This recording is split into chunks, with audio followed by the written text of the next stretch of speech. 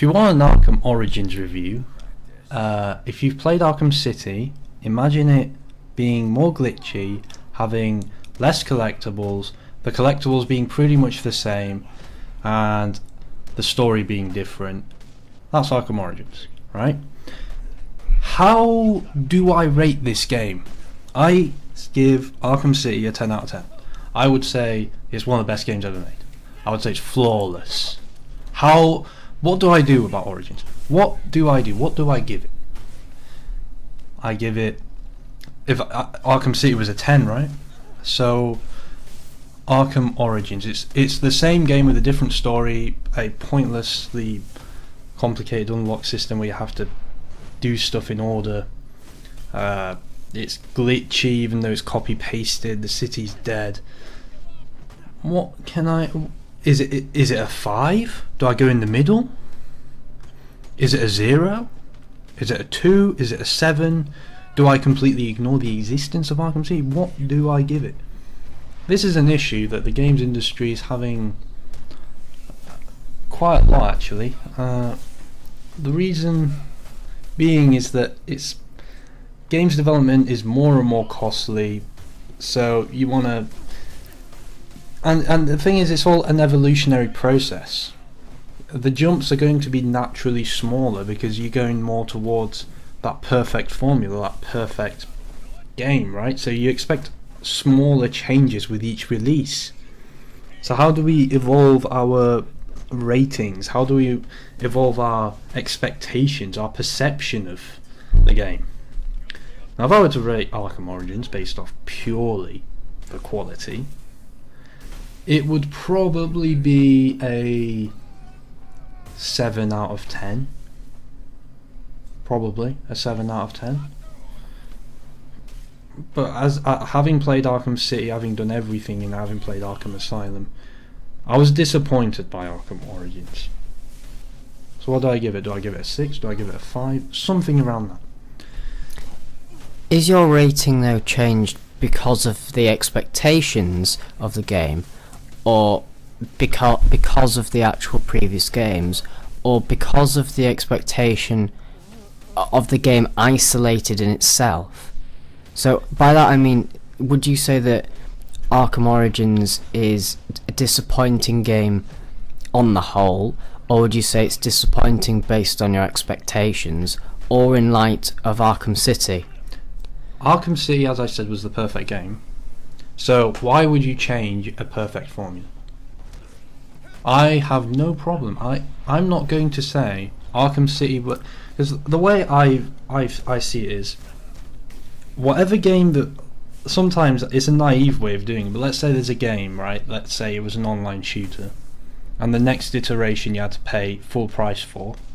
If it was the identical game, identically the same, absolutely no different, it was the exact same game, literally the exact same game, I'd give it a 0. It's no different. I can't credit it for anything. So if you look at it, what can I credit it above what's already out there? You know, there'd be very little to credit Arkham Origins for. You know, there'd be stuff to take points off because it's glitchy, it's got issues. Arkham City, I'm not saying I wanted it to be more of the same. I wanted Arkham City with a different story. I do not mind that. I thought that would be a great thing to have, and that is indeed what I've got. What else have I got? I've got glitch. I've got bugs to put up with. I've got less interesting collectibles. I've got a shorter story. I don't know if it's shorter, but it feels kind of shorter. Was there any gameplay changes that particularly enhanced your experience at all? Nothing that enhanced it whatsoever. They added these shock gloves which make the combat easier. I don't see it as a problem, but the combat was, in all fairness, actually better than Arkham City. There's like a couple of new enemies, like the martial artists, that I quite like. Functionally, in that sense, in terms of the idea, it's got nothing wrong. It's just, when you know what was there before, when you know, like 2 years ago, this masterpiece was released. You have Arkham Asylum. The jump from Arkham Asylum to Arkham City was so huge. It was unforeseeable. I was like, Arkham Asylum, oh wow, this is such a solid game. And every aspect, even the moving around, oh god, everything. Asylum to City was just such a huge jump, and that was a huge jump from a game that was already a very good game. So Arkham Origins, I wasn't expecting a huge jump, because I was like, well, there's not much room for improvement from Arkham City. But there's no excuse to do worse. If you're copy pasting code and you're getting it wrong, if there's animations that aren't playing, if there's a room full of enemies that's not spawning, sort it out. And Warner Brothers' attitude is just not. They've been slow to respond, and they're tacking in this online that nobody cares about, nobody wanted. I recall reading an article that actually said that Warner Brothers don't intend to solve any of the issues or bugs or glitches unless there's no like super secret glitchy counter glitch workaround. And their reason for it is that they're going to concentrate on the DLC content first. I don't even know if they said first actually, but the game out. This kind of just this just seems like a total fallacy, because you're adding DLC to a game which in some parts is broken. So how do you expect the DLC to work? The DLC can't run at its maximum because the original game didn't run at its maximum potential. So in this sense, it's rather laughable that they would actually come out with an article saying, we're just going to release DLC for it, and you can either buy the DLC or you can not. It strikes me that these... Why do they not want to have this game? I think the problem is, and it's a known problem in the industry, is just rushing. It's like the developers, they stay overnight, they work over hours to get this game finished, and they somehow, they make mistakes here and there.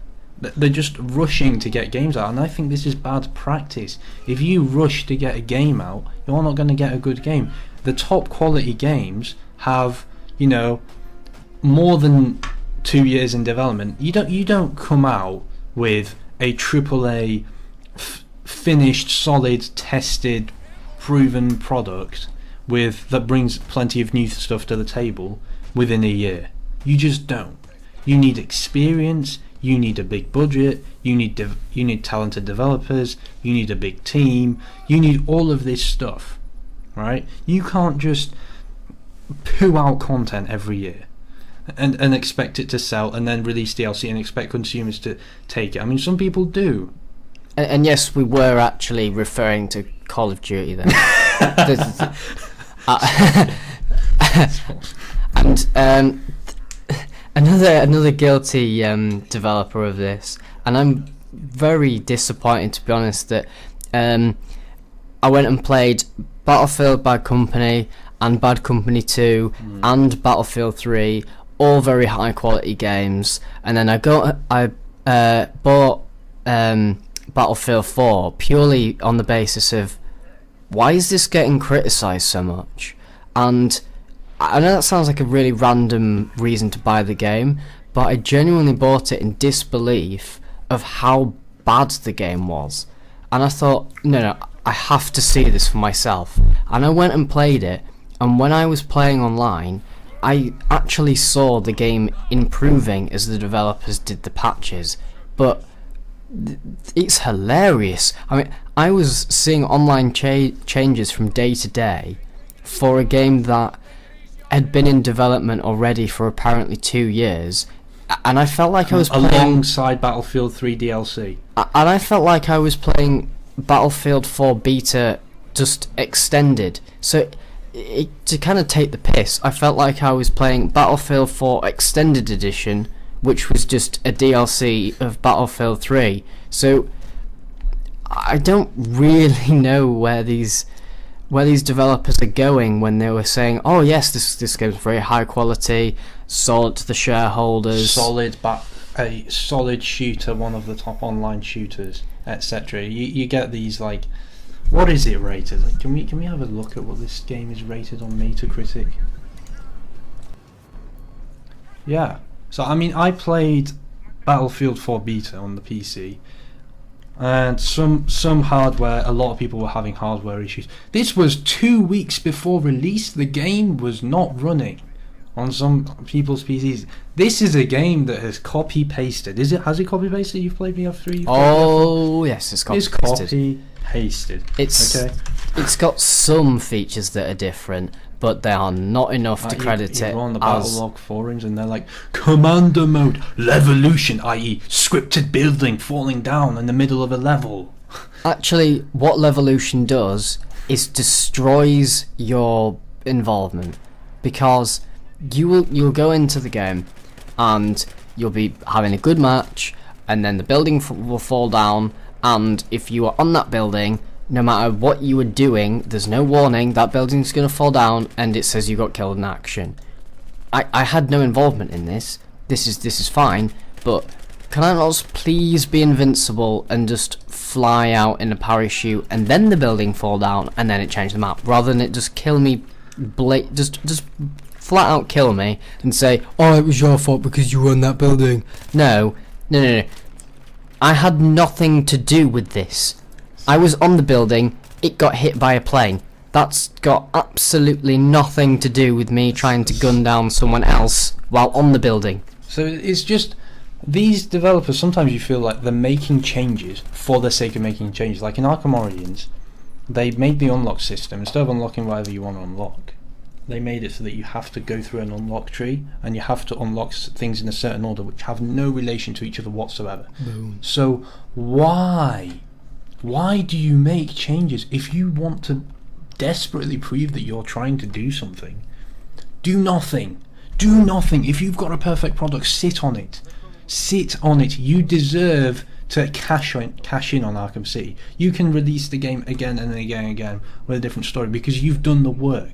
You know, I would have happily gone through 3 more stages of evolution to get from Arkham Asylum to Arkham City. It was that big a jump. So if you've got the finished product, don't dabble with it.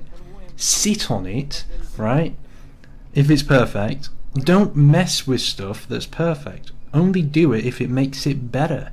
And this is kind of where Battlefield 4 should have learnt, because the actual campaign for Battlefield 4 wasn't any change in quality from Battlefield 3, and Battlefield 3's campaign was it was criticised for not being basically, oh, Battlefield, it's all about multiplayer, let's forget about the campaign, even though I think it was actually a decent campaign.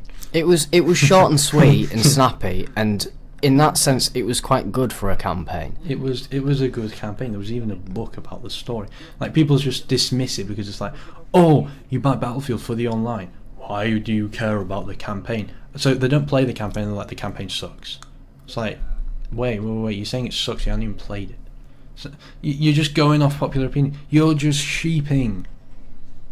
And this is kind of one of the big things about how ratings are done, that people don't want to stand out in the crowd and be counted. They will just kind of go, oh, that's the popular opinion, and subconsciously we're not kind of saying that people just go, oh yes, that's what they've said, so that's what's right. But they will tend to try and there's this agreement bias, I think, that they tend to, let's say, if there's a game that has 5 QTEs in it, right, that are really predictable, and then you go on Steam, right, and because the bits that were shown in trailers or in gameplay trailers or E3 reveals just consisted of a couple of QTEs, they think that's representative of the entire game. They think what they saw at E3 is representative of the entire thing. So then you go on Steam and you're top tags QTEs, and you're like, no, that was the only QTE in the game. I'm gonna bring a game that's very much in the media at the moment, which is Watch Dogs, because I went into a game in York and spoke to a guy, and he said that he was very impressed by Watch Dogs. He'd played the game demo, the one that was shown at E3, and he showed me a couple of the trailers, and I said, okay, that's fine, but have they shown any gameplay trailers? Now, by that I'm meaning ones that the general consumer can play if they don't go to a gaming convention. Publicly, and he was, oh yeah, they've shown loads. So he then like went to show me several of these gameplay trailers, to which I watched them, and there was no gameplay whatsoever. All of it was story setup and showing the fact that you can interact with parts of the environment, and that you can go and get a Wikipedia page about what someone's planning on doing and how much they've got in their bank account, which is fine if what you'd like to do is go and play a techie version of Thief or The Sims. But if you would like to actually have some gameplay, they haven't shown anything or commented on very much, other than the fact that you do get a gun, but they're not shown as the gameplay. So do we know if it's any good? Can you drive? Well, we think you can, because we've seen one driving sequence, but do you really drive? Do you just run around? Well, we've only seen one mission. Exactly. You see, this is the thing, because people, they see stuff, and it's just the expectations, really. Like, for example, Titanfall was shown at E3, and like it came out and people are like, what, there's no custom matches, there's none of this. Yeah, stuff gets patched in, but like no campaign, this. It's like what you see at E3 was the finished product. It's like they didn't go beyond that. They just knocked up a concept, and like they didn't think, oh, we should develop it into a full title. Sometimes and then people would be like, oh, it's disappointing. Like, I think expectations play a really big role. It depends what you expect. For example, with Arkham Origins, I wasn't disappointed as such because I wanted more of Arkham City, but I was like, how can you get copy-pasting? So what do I rate that? Like with Battlefield 4, it's a copy-paste job, and it's got averages of 81 PC, 86 PS4, 79 360, 80 PS3. You've played on PS3, would you say this console experience is... It's pathetic, really, isn't it? I would say that overall, and I will break down my rating for Battlefield 4 so that you can have your own opinion in the comment section. The single player campaign was a 5 or 6. It did not really add anything. It was there. However, the scoring system was kind of an addition, but it didn't really add too much replay value, as you pretty much hit it in the first playthrough anyway. And they added the Battlefield gun collections again. Although that was pretty much it. Then the multiplayer was very, very broken. The class system is a little bit confusing to understand at first, which shouldn't be the case. Battlefield 3 didn't have this. And then it's just what I want to get at is the copy paste job. Like, how do I Arkham Origins 74 PC, 74 360, 76 PS3? Like, what is there a scale that exists below 50? It's as if like people go on websites, they look at ratings, IGN. It seems like game critics, it's not a 10-point scale anymore. It's a 3-point scale. It's either a 4-point scale, 5-point scale. It's like a game is either a 9 out of 10, a 10 out of 10, an 8 out of 10, or a 7 out of 10. Anything below a 7 out of 10 means it's total trash. It might as well be 0. People don't even consider it. And I'm just like, it's a 10-point scale, okay? If I've got 10 points, 10 is the best. 10 is as good as it can be, right? 0 is as bad as it can be. 0 is the worst offence, right? Now you've got to scale it relative. What's the worst it can be? How many zeros have you given to a game in your life? You just think about it. What can possibly be a 0? Like, and do it in relative terms. Back on point, Battlefield 4 multiplayer was a 3 out of 10. Now, this is not out of a scale of 7 to 10. This is out of a scale of 0 to 10, including 0. That's why it's a 3, because it hadn't really done much.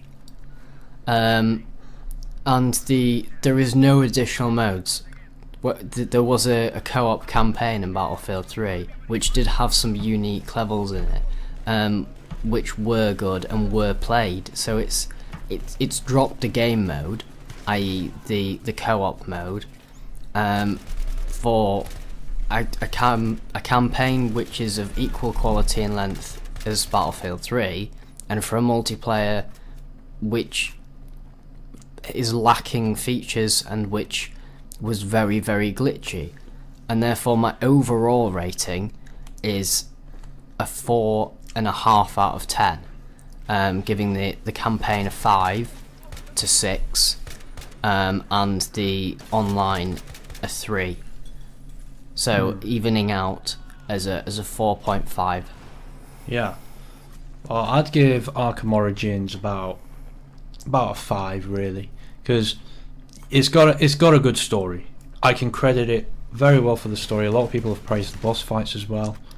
But copy pasting and getting glitches, no, I'm sorry, you can't do that. You can't do that. And this is the problem, because I feel like these reviewers, they don't care. This is why games are rated higher than movies, because reviewers, critics, they don't seem to care about the previews. It's why you have these disparities between user scores and critic scores. You have like 4.5 users and 90 critic. Why is that? Because of, expectations of users. Critics, I feel like they play the game as if it's the first game they've ever played in their life. They do not take into account any game before. They're like, I'm reviewing Battlefield 4, I'm going to give it an 85 out of 100. Why am I going to give it an 8.5 out of 10? Because it's a solid game. Yeah.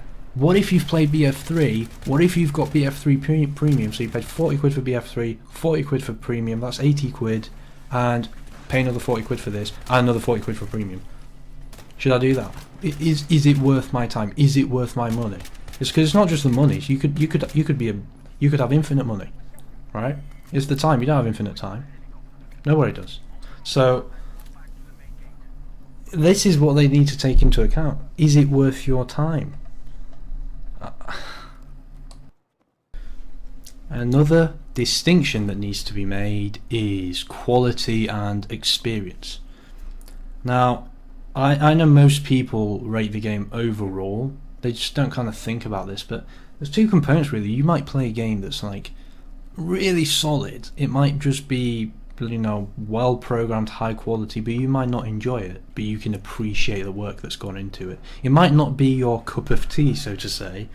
It might not be your kind of thing, but you can appreciate it. There's always going to be this bias from some people, because users seem to be quite subjective. Critics tend to be more like rating the game solely on quality rather than taking into account how people are actually going to enjoy the game, what is going to matter to people. Like Modern Warfare 3, like that got 1.5 users, and it got like over 80s for critic score. Now Modern Warfare 3 campaign, Spec Ops, it's okay, it's solid, but like the multiplayer, shambolic. Guess what people cared about? Guess what people weighted? It was the multiplayer. That's what people cared about. Copy pasting, people don't like it. Critics, you need to take this into account. I don't want to see another 9 out of 10 from a copy paste job. I don't want to see another 9 out of 10 FIFA game. I don't want to see it. I want you to tell me what additions have they made, right? Because it's I just no. And how you weight the importance, right? What are you looking out for? Everyone looks out for different things. For some people, they're like, oh, the story sucked, 2 out of 10, right? It's like, well, the story wasn't meant to matter. Battlefield, you'd like go and play, like, I don't know, Battlefield and say, okay, I'm going to rate it 10 out of 10. I didn't like the campaign, but the campaign doesn't matter to me. It could not exist. I did not care. I'll bring into the conversation The Walking Dead, because this is a game which, from actual gameplay perspective, does not run well on anything. you don't have that much gameplay, so that wouldn't be that highly rated. Yet, as a story and an emotional experience for the player, it is fantastic. What, like Beyond Two Souls? And I can appreciate from that kind of point of view that Walking Dead you can rate on the story, on the player interaction, on the player experience, but from the actual player control is very lacking. So in that sense, you could put less of a weighting on that, but it needs to be involved because it's a game. Yeah, so what do you care about? Like, if I'm going and buying, I don't know, let's say I'm going to go and buy Counter-Strike Global Offensive, right? Am I going to expect a campaign? Am I going to expect the most super amazing story? No, it's an online game. It doesn't have one. You need to know what you're after.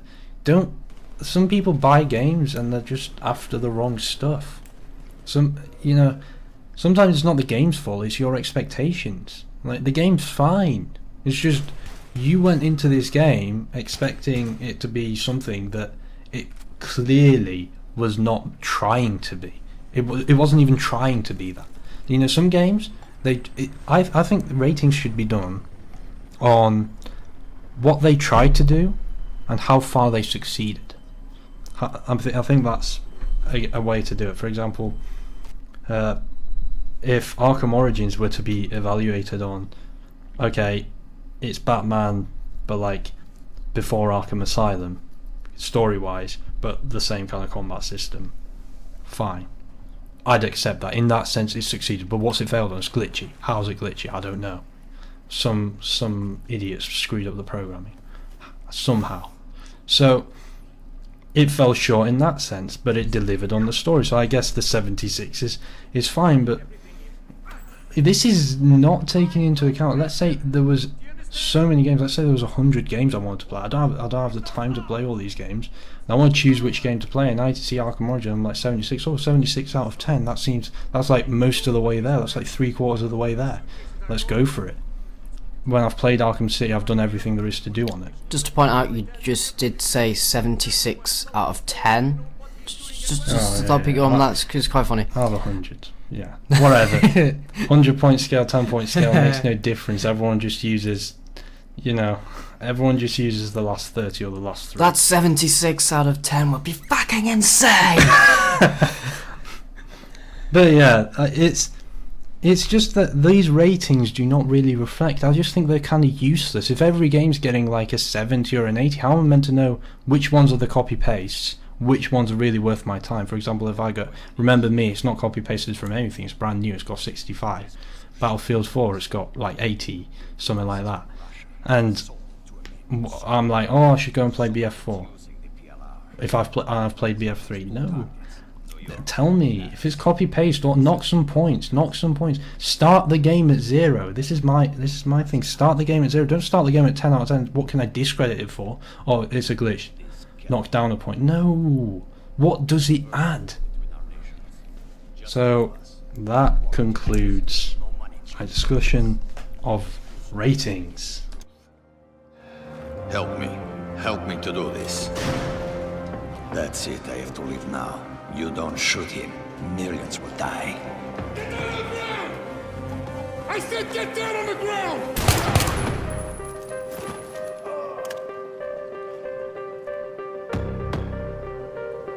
Remember, do whatever you have to do to stop Solomon's plan.